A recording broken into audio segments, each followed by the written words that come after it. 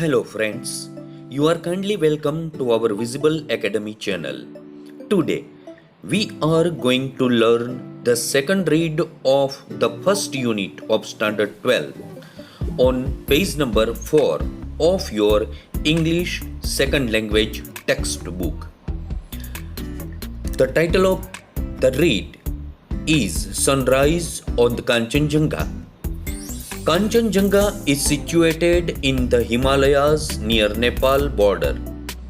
It is the third largest mountain in the world and it is India's highest mountain also.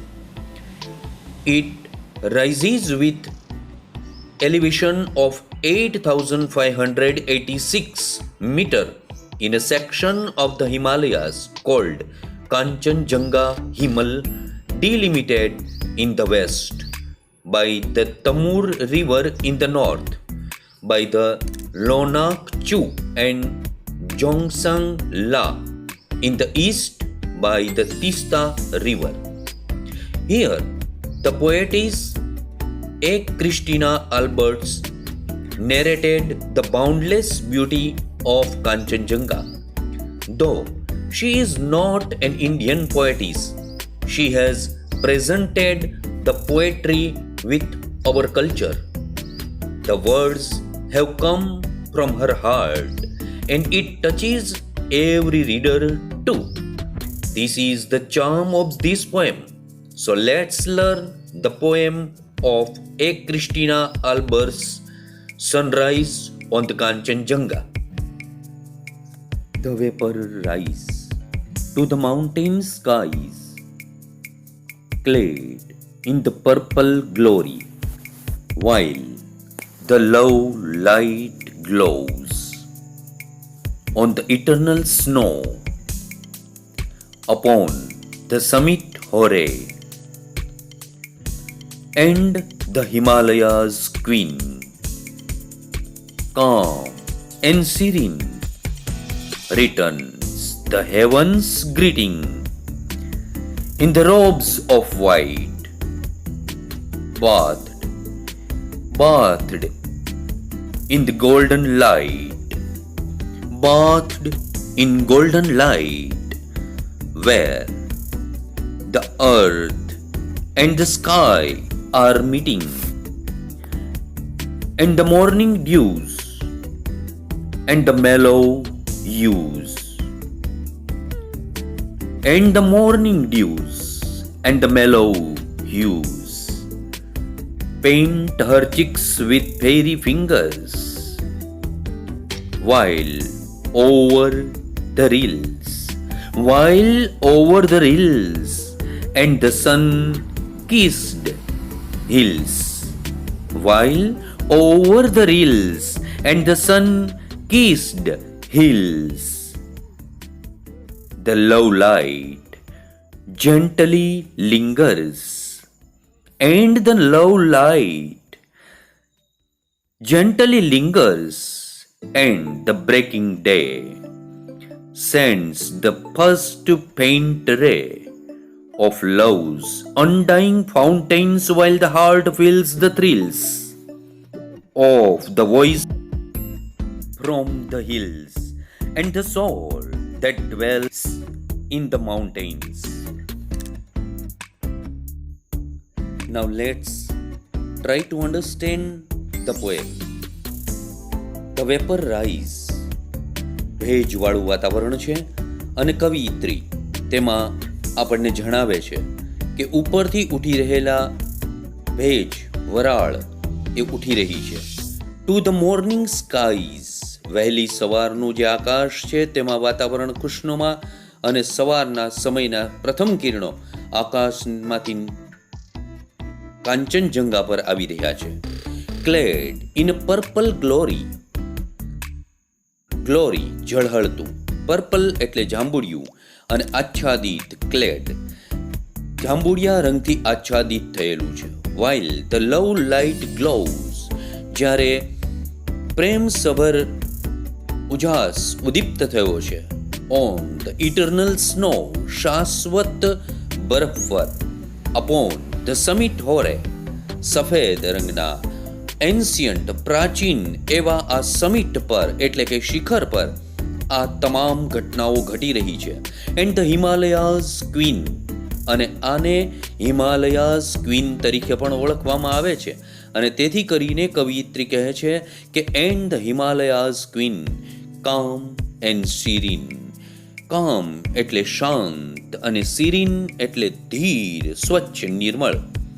Returns the heavens greeting. જાણે સ્વર્ગનું શુભેચ્છાઓ આપણા પર વરસાવતી હોય એવી આ સ્થિતિ છે. ઇન રોબ્સ ઓફ વ્હાઇટ, સફેદ આચ્છાદિત થયેલો આ બરફ જાણે કે રોબ જેવો દેખાય છે.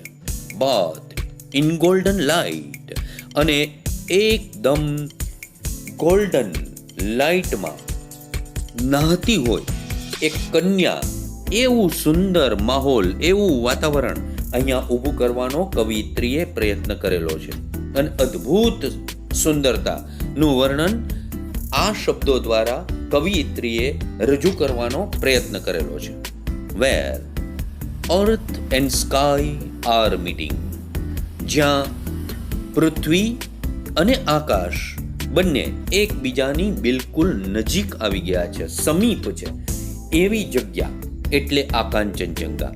કાંચનજંગાનું આ પ્રથમ પાર્ટમાં જે વર્ણન કરવામાં આવેલું છે એમાં તેની પ્રાકૃતિક સુંદરતા અને અનન્ય તત્વને, પ્રકૃતિ સાથેના અનન્ય તત્વની પ્રસ્તુતિ કવિયત્રીએ આ પ્રથમ ભાગમાં આપણી સમક્ષ રજૂ કરેલી છે. હવે સામેનો બીજો ભાગ, એન્ડ ધ મોર્નિંગ ડ્યુઝ, અને સવારમાં જે ઝાકળ પડેલા હોય છે તે. એન્ડ ધ મેલો યુઝ, મેલો એટલે ભેજ કહેવાય, MELLOW, મેલો એટલે ભેજ, રંગની છટાઓ. ભેજમાંથી જે રંગની છટાઓ નિષ્પિત થાય છે તે.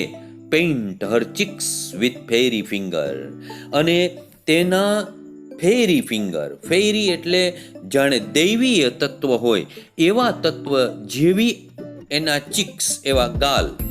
While over the reels, stream કહેવામાં આવે. રીલનો અર્થ થાય સ્ટ્રીમ એટલે ઝરણું. આ સમગ્ર ઘટના એ જાણે એમાંથી નીકળતા હોય એવા ઝરણાઓની સાથે કથાનક આપણી સામે રજૂ થતું હોય એવું લાગે છે. And the sun kiss the hills, અને સૂર્ય આ ટેકરીઓને ચુંબન કરે છે. The love light gently fingers, આ પ્રેમ સભર ઉર્જા એ એની હળવેકથી, જેન્ટલી એટલે નમ્રપણે સ્પર્શ કરતું હોય તેવું લાગે છે. એન્ડ ધ બ્રેકિંગ ડે, અને દિવસ થઈ રહ્યો છે. સેન્ડ્સ ધ ફર્સ્ટ ફેઇન્ટ રે, ઝાંખું એવું પ્રથમ કિરણ આ ઉગતો સૂરજ પહોંચાડે છે. શું રજૂ કરે છે? ઓફ લવ્સ અનડાઇંગ ફાઉન્ટેન્સ, કદી પણ નાશ ન પામતા હોય તેવા પ્રેમના ફુવારાઓ વરસાવી રહ્યું છે.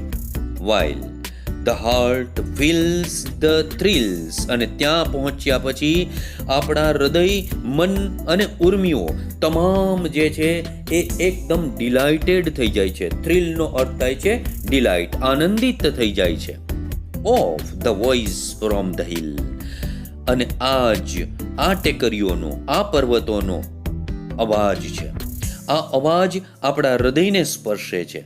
એન્ડ ધ સોલ એટલે આત્મા.